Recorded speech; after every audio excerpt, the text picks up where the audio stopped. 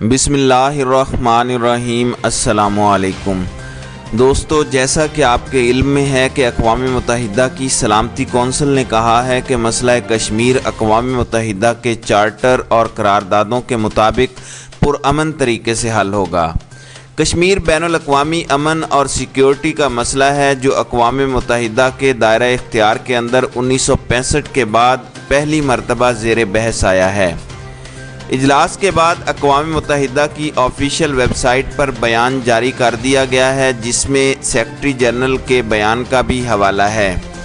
اپنے اس بیان میں انہوں نے مقبوضہ کشمیر میں انسانی حقوق کی خلاف ورزیوں پر تشویش کا اظہار کیا ہے اور پاکستان اور بھارت دونوں سے کہا ہے کہ وہ تحمل اور برداشت کا رویہ اختیار کریں اور ایسے اقدامات سے گریز کریں جس کی وجہ سے کشیدہ صورتحال پہلے سے زیادہ خراب ہو جائے۔ 90 منٹ کے اجلاس کے بعد پاکستان اسے اپنی کامیابی قرار دینے میں حق بجانب ہے کہ 50 سال بعد ہونے والے اجلاس میں جموں اینڈ کشمیر کا معاملہ زیر بحث آیا اور اسے متنازع مسئلہ بھی تسلیم کیا گیا۔ تاہم یہ بات اپنی جگہ ہے کہ شرکائے اجلاس نے اس سلسلے میں کسی نئی قرارداد کی ضرورت کیوں محسوس نہیں کی، جو بھارت کو پابند کرتی کہ اس نے کشمیر کی خصوصی حیثیت کا خاتمہ کر کے اسے 2 حصوں میں تقسیم کرنے کے لیے جو اقدامات کیے اسے کیسے بے اثر بنایا جا سکتا ہے، اور کشمیر کے اندر 2 ہفتوں سے جو کرفیو نافذ ہے اور جس کی وجہ سے کشمیریوں کی زندگیاں اجیرن ہو کر رہ گئی ہیں، کرفیو کے خاتمے کا معاملہ بھارت کی ثوابدید پر چھوڑ دیا گیا ہے، اور اگر کرفیو کی پابندیوں سے جھنجھلائے ہوئے کشمیری تنگ آ کر اور اپنی جانوں کو ہتھیلی پر رکھ کر اس کی خلاف ورزی شروع کر دیتے ہیں، جیسا کہ وہ پہلے بھی کرتے رہے ہیں اور نتیجے کے طور پر اپنے نوجوانوں کے جنازے اٹھاتے رہے ہیں، اب بھی اگر اپنی ان آزمائی ہوئی راہوں پر چل نکلتے ہیں تو تصور کیا جا سکتا ہے کہ اس کا نتیجہ کیا نکلے گا۔ کیا اجلاس کے کسی شریک نے اس جانب توجہ مبذول کرائی کہ کشمیر کا آتش فشاں پھٹ پڑا تو کیا ہوگا؟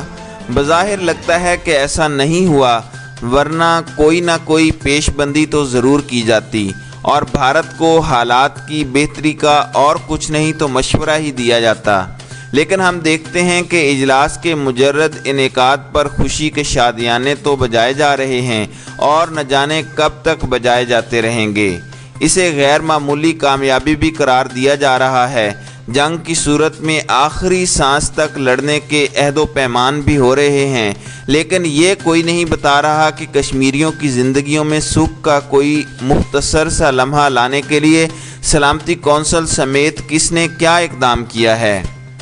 سلامتی کونسل کی بعض قراردادیں تو ایسی ہوتی ہیں جن پر فوری عمل ہو جاتا ہے، ادھر قرارداد پاس ہوتی ہے اور ادھر اس پر عمل درآمد کرانے والے متحرک ہو جاتے ہیں۔ مثال پیش کی جائے تو کویت سے عراقی قبضہ چھڑانے کے لیے قرارداد کا ذکر کیا جا سکتا ہے۔ قرارداد کا منظور ہونا تھا کہ امریکہ نے عراقی فوج کویت سے نکالنے کے لیے ہر طرح کی فوجی قوت کا استعمال شروع کر دیا، اور جب تک آخری سپاہی کویت سے نکل نہیں گیا یا اس کے ریگزار میں دفن نہیں ہو گیا اس کی کارروائیاں جاری رہیں۔ لیکن ایک قسم کی دوسری قراردادیں وہ ہیں جو منظور ہوتی ہیں تو کسی کے کان پر جوں تک نہیں رینگتی۔ اسرائیل کے خلاف ایسی قراردادیں منظور ہوتی رہتی ہیں، 70 سال پرانی باتوں کو نہیں دہراتے۔ فلسطینی علاقوں میں یہودی بستیاں تو اب تک بسائی جا رہی ہیں۔ سلامتی کونسل نے کئی بار ان پر قراردادیں منظور کی ہیں، لیکن اسرائیل نے ان قراردادوں کی پرواہ کیے بغیر یہودی بستیوں بسانے کا سلسلہ جاری رکھا ہوا ہے۔ ابھی زیادہ عرصہ نہیں گزرا جب امریکہ نے اپنا سفارت خانہ تل ابیب سے بیت المقدس منتقل کرنے کا فیصلہ کیا تو سلامتی کونسل کے 14 ارکان اس کے خلاف تھے۔ امریکہ نے قرارداد ویٹو کر دی تو پھر عالمی برادری کے پاس اس کے سوا چارہ نہ رہا کہ وہ اس معاملے کو جنرل اسمبلی میں لے جاتی۔ چنانچہ جب یہ معاملہ جنرل اسمبلی میں گیا تو گنتی کے چند ممالک امریکہ کے ساتھ تھے اور باقی ساری دنیا اس کے خلاف تھی، یہاں تک کہ صدر ٹرمپ کو سیخ پا ہو کر کہنا پڑا کہ دنیا ہم سے امداد بھی لیتی ہے اور ہمارے خلاف قراردادیں بھی منظور کرتی ہے۔ جنرل اسمبلی کی قرارداد کے باوجود امریکہ نے اپنے پروگرام کے تحت امریکی سفارت خانہ بیت المقدس منتقل کر لیا اور دنیا اس کا اور اسرائیل کا کچھ نہیں بگاڑ سکی۔ جہاں تک کشمیر کا معاملہ ہے، یہ ایشو خود 1948 میں کشمیر کی جنگ کے موقع پر بھارت سلامتی کونسل میں لے گیا تھا اور وہاں اس نے وعدہ کیا تھا کہ کشمیریوں کو ان کا حق خود ارادیت دیا جائے گا۔ نہرو نے لیاقت علی خان کے نام خط میں تسلیم بھی کیا اور وعدے کا اعادہ بھی کیا، لیکن پھر وہ اپنے ہی وعدے سے مکر گیا اور آج تک یہ وعدہ ایفا نہیں ہوا۔ اب بھارت کی مودی حکومت نے ایک اور ایسا اقدام کیا ہے جو خود بھارتی آئین کی خلاف ورزی ہے۔ بھارتی آئین کے تحت کشمیر کی حیثیت میں تبدیلی کی منظوری ریاستی اسمبلی سے لینا ضروری ہے، لیکن اس نے ایسے وقت میں کشمیر کی یہ خصوصی حیثیت ختم کر دی ہے جب کشمیر میں نہ کوئی حکومت ہے اور نہ ہی اسمبلی۔ ریاست کا انتظام مرکز کے ذریعے چلایا جا رہا ہے اور آئندہ سے ریاست کو براہ راست مرکز کے تحت ہی دے دیا گیا ہے۔ بھارت کے اس تازہ اقدام کے خلاف سلامتی کونسل کا جو اجلاس ہوا ہے، اس میں کشمیر کو متنازع علاقہ تو تسلیم کیا گیا ہے جو پہلے ہی اقوام متحدہ کی قراردادوں کے مطابق متنازع ہے، لیکن بھارت نے کشمیر کی خصوصی حیثیت جس طرح ختم کی ہے اور جس کا مقصد ریاست میں کشمیریوں کو اقلیت میں تبدیل کرنا ہے، اس کے خلاف تو اجلاس میں نہ کوئی قرارداد لائی گئی ہے اور نہ ہی بھارت سے کہا گیا کہ وہ مقبوضہ کشمیر میں انسانی زندگیوں سے کھیلنا بند کرے۔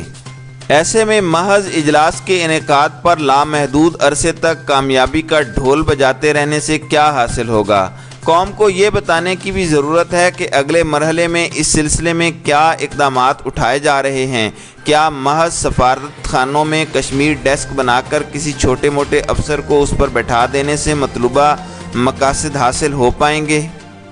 اقوام متحدہ نے 70 سال سے بھی زیادہ عرصہ پہلے کشمیر پر جو قراردادیں منظور کی تھیں، کیا وہ آج بھی مسئلے کے حل میں معاون ثابت ہو سکتی ہیں؟ اس کا جواب مثبت اس صورت میں ہو سکتا ہے جب بھارت یا تو ان قراردادوں پر خود عمل کرے یا پھر کوئی قوت ان پر عمل درآمد کروائے، لیکن یہ قراردادیں اقوام متحدہ چارٹر کے باب ششم کے تحت منظور ہوئی تھیں۔ ان کی نوعیت ایسی نہیں کہ کوئی ان پر طاقت کے ذریعے عمل بھی کروائے۔ ان قراردادوں کی اہمیت محض سفارش کی ہے، یعنی بھارت ان پر عمل کرے تو اس کی مہربانی، اور اگر نہ کرے تو بھی کوئی اس کا کچھ بگاڑنے کی پوزیشن میں نہیں ہے۔ ایسے میں جب اقوام متحدہ کی قراردادیں آج تک بھارت کا کچھ نہیں بگاڑ سکی تو محض ایک ایسا اجلاس جو کوئی قرارداد بھی منظور نہیں کر سکا، بھارت کو کیسے پابند کر سکتا ہے کہ وہ تسلیم شدہ متنازع مسئلہ کو حل کرنے کے لیے بھی آمادہ ہو؟ اس کے لیے تو کوئی دوسرا آپشن ہی ڈھونڈنا پڑے گا۔ اجلاس کی کامیابی کے ڈھول کی آواز بھی بہرحال ایک مدت کے بعد سہانی نہیں رہے گی۔